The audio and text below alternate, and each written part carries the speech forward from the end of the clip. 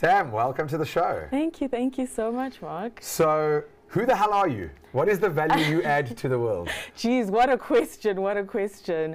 I'm Sammy Gwatidzo. I am owner of Laini Creations, owner and founder of Laini Creations, which is a beauty platform that I started in the middle of the pandemic, 2020, last year in August. So that's who I am. Wow, and tell us a little bit more about Laini. Okay, so Laini Creations has started off as it's essentially a vision that I had to create a beauty platform that offers a superior product, but more importantly, that is beauty centric. So I really aim that everything that I put on the platform is more than just luxury. It's something protective, it's something comfortable, it's something of use. So a bit of a paradox when you think of luxury, but that's the aim I was going for. I love it. Yeah.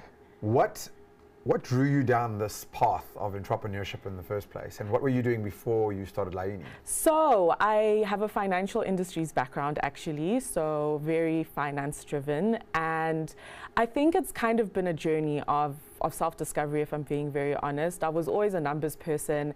And then in varsity, I figured out that I actually do have a creative side. But, you know, people usually think creative and art, and I realized that I had to go out of those parameters. I'm extremely obsessed with everything beauty as well. So I was just like, this just makes sense for me. That's how, yeah. And what's the journey been like for you? Wow. I mean, I think you can imagine starting something in a pandemic, something that isn't necessarily a necessity for people, has been quite the struggle, but it's been an awesome journey. Lots of highs and lots of lows. We're in the middle of, well, we just got lifted off level 4 right now, but yeah, it's been quite a journey. I think I'm really passionate about e-commerce as well. So yeah, day 17,000 of Devin, lockdown version I don't something. even know what day it is at this point in time. I have no idea. So run me through some of the products that you currently sell. Okay, perfect. So Laini, actually, speaking of, you know, just the journey of doing this in lockdown, I've had to pivot a lot of things that I wanted to do. Started off with Satin pillowcases, and they're called bonnets or doeks. South African lingo, it's a doek. Internationally, it's known as a bonnet, and then branched off into satin pajamas and loungewear, essentially. So why satin was essentially because it's a very protective material. So compared to your cottons and other things, it doesn't absorb moisture in the hair and skin. And yeah, I think because it's beauty centric, you know, it just really helps. So it's more of a protective thing. It started more of a protective thing.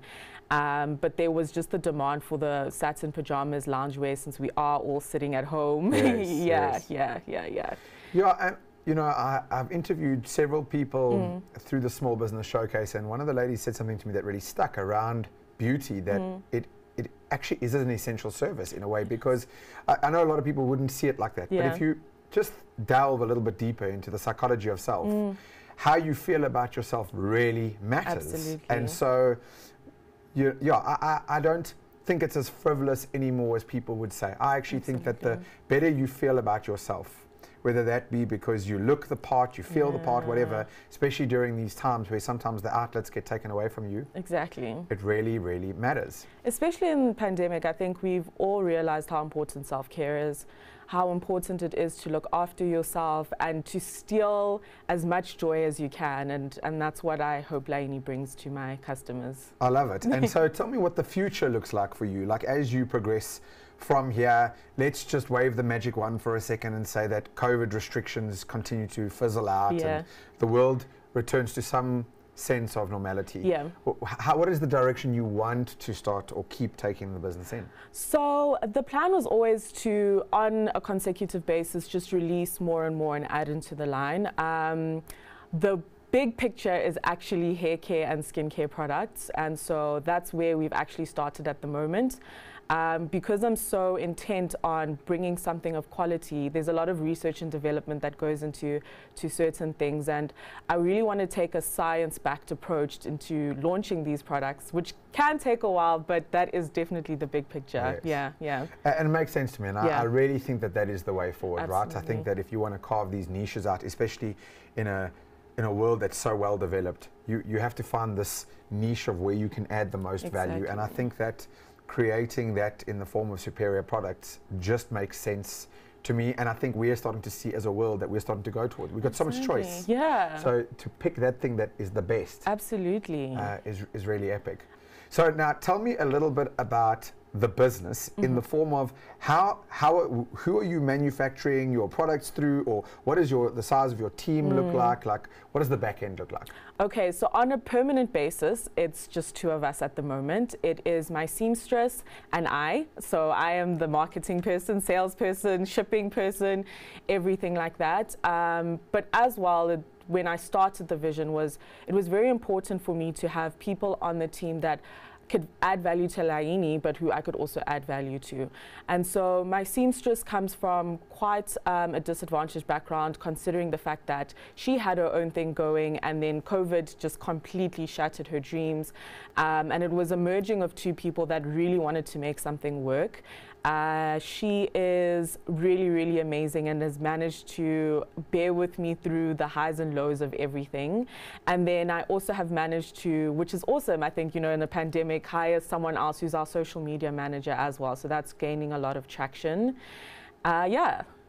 Wow, I mean, you are the quintessential small business, right? Literally. And do you work with contractors? Absolutely, yeah. No, definitely work with contractors, have good relationships, and have fostered amazing relationships as well.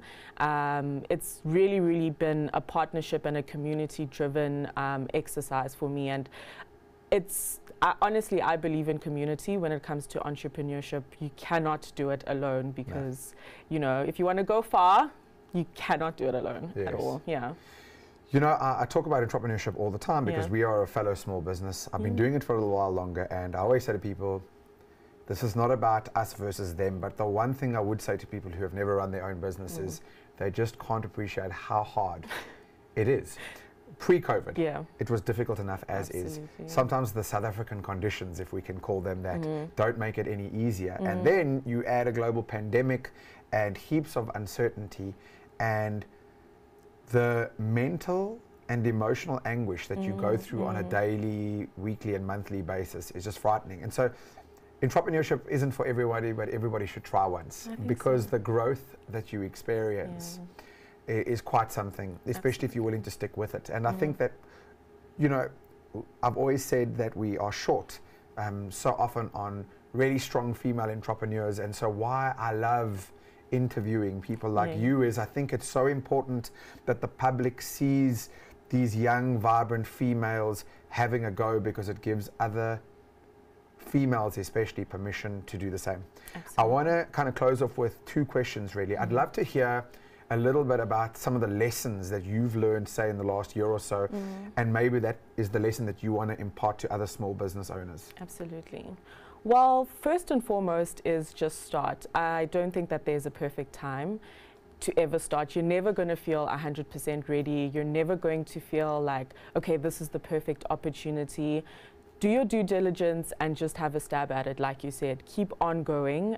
There will be dark days where it seems like it's not making sense, but be adaptable and be able to pivot yourself, your vision, and whatever it is that you're offering. I love that. Yeah. I love that. That's a really good one. So that's your close-up camera over there. And I want you to please leave the audience with 2 things.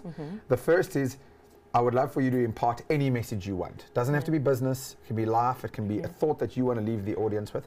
And then please let the audience know how they can get hold of you. Awesome. So what I would love to leave you with is stay authentic to yourself. The universe will reward you for it. And you can find us on www.lainicreations.co.za. You can find us on Instagram, Facebook at Laini Creations. And thank you so much, Mark. You know what? It is one of my favorite things about this job is I don't really know the companies anymore that are coming through here. They get nominated, and that's how you got here. So it is always such a pleasant surprise for me when someone like you comes through, this vibrant, vivacious nature, like so enthusiastic, ready to have a go, and it makes me feel so, despite all the mess and the problems that South Africa faces, it makes me feel so hopeful and enthusiastic equally.